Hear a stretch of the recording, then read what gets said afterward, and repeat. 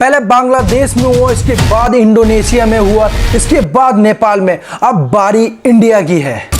22 people are dead and hundreds injured after violent protests in the country in the last. Protest इतना ज्यादा बढ़ गया कि media houses जला दिए गए, पीएम की वाइफ की जलकर मौत हो गई। इंडिया की बिकी हुई मीडिया जब वहां पर पहुंची तो उनके ऊपर भी हमला कर दिया गया कि ये सरकार से मिले हुए हैं।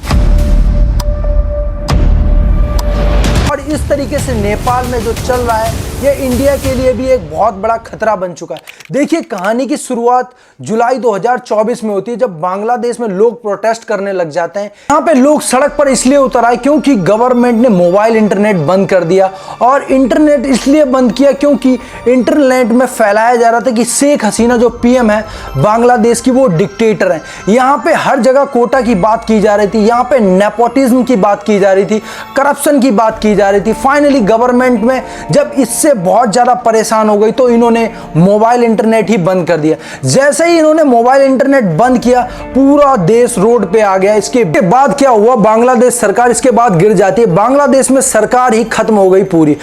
उसके एक साल बाद 8 सितंबर 2025 को नेपाल के काठमांडू में लोग प्रोटेस्ट करने लग जाते हैं, निकल कर आ जाते हैं। यहां लोग प्रोटेस्ट करने के लिए इसलिए निकल कर आते हैं क्योंकि सोशल मीडिया एप्स को बैन कर दिया गया था। But social media apps ban क्यों किए गए? क्योंकि यहां पर लगातार सोशल मीडिया में यही चल रहा था कि सरकार डिक्टेटरशिप फैला रही है, नेपोटिज्म हो रहा है, करप्शन के ऊपर हैशटैग बन रहे, even hashtag nepo kid, nepo baby, ये सब ट्रेंड कर रहा था सारे सोशल मीडिया प्लेटफॉर्म पे। रिजल्ट में हुआ कि गवर्नमेंट परेशान हो गई इन सब चीजों से, सोशल मीडिया एप्स को गवर्नमेंट ने बैन कर दिया। बाद में पूरी जनता रोड पर उतर आई और 2 दिन में ही गवर्नमेंट गिर गई नेपाल की।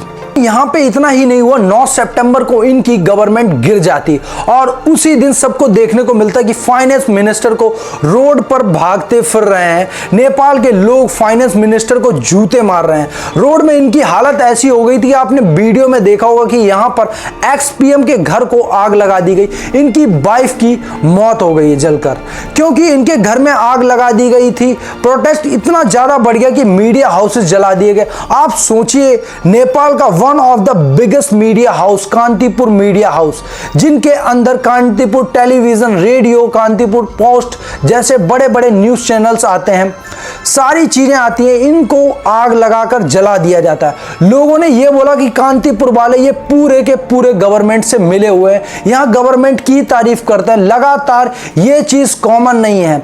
2 दिन के प्रोटेस्ट में यहां गवर्नमेंट गिर जाती है। बट यहां पे एक चीज कॉमन है, बांग्लादेश और ये नेपाल दोनों देश चाइना के काफी ज्यादा क्लोज रहे हैं और अमेरिका से दूर हो रहे हैं। बांग्लादेश और नेपाल ये दोनों देश चाइना के काफी ज्यादा क्लोज जा रहे थे और अमेरिका से दूर जा रहे थे। देखिए, बांग्लादेश के अंदर जुलाई 2024 को जब शेख हसीना की गवर्नमेंट गिरती है, पहले शेख हसीना चाइना के काफी ज्यादा क्लोज आ चुकी थी।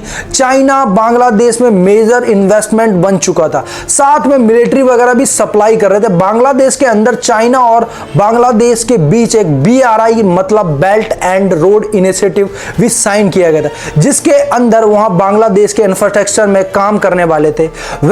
ये सब वहां पर हो रहा था। इसके बाद लोगों ने वहां पर करप्शन के, डिक्टेटरशिप के कोटे वाले मुद्दे उठाए। एट द एंड गवर्नमेंट को इंटरनेट बंद करना पड़ा और लोगों का प्रोटेस्ट और ज्यादा बढ़ गया। इसके बाद गवर्नमेंट ही वहां की गिर गई। आप देखोगे तो नेपाल में भी सेम पैटर्न रिपीट हुआ। नेपाल की गवर्नमेंट ने सारे जितने भी सोशल मीडिया एप्स थे उनको 7 दिन के अंदर ही अपने यहां रजिस्टर करने के लिए बोला।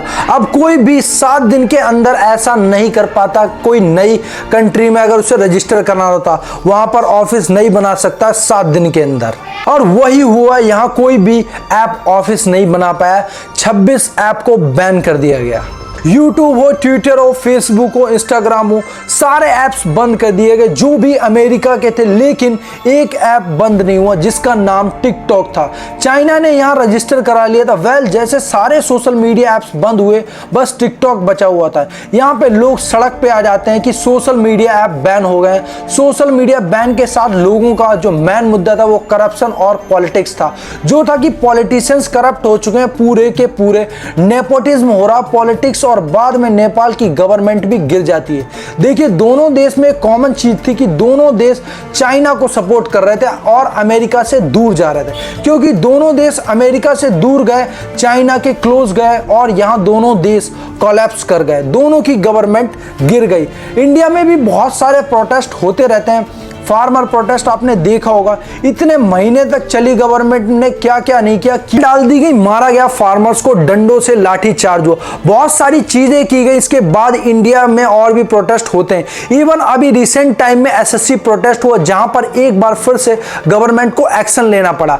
पुलिस जो थी वो लोगों को, टीचर्स को, स्टूडेंट को, इनको एग्जाम के पीछे प्रोटेस्ट करने के कारण बस में डाल के ले जाती है। बट यहीं आप इंडिया में देखोगे तो इंडिया में एक छोटा सा पॉलिटिशियन नहीं हिला, इसके बाद भी बाकी देश की गवर्नमेंट हिल गई। बट अभी इंडिया में भी दिक्कतें बढ़ने वाली हैं, क्योंकि इंडिया अभी अमेरिका से दूर जा रहा है और चाइना के काफी क्लोज जा रहा है, रशिया के भी क्लोज होते जा रहे हैं। तीनों देशों में सारी चीजें बस कॉमन है, जो बांग्लादेश, नेपाल थे चाइना के क्लोज थे और इंडिया नहीं था, लेकिन इंडिया अभी चाइना के क्लोज जा रहा है। बीजेपी वाले अब एक्चुअली में खतरे में आ सकते हैं, क्योंकि इंडिया में करप्शन, डिक्टेटरशिप, कोटा और नेपोटिज्म के मुद्दे तो वैसे ही पीक में हैं।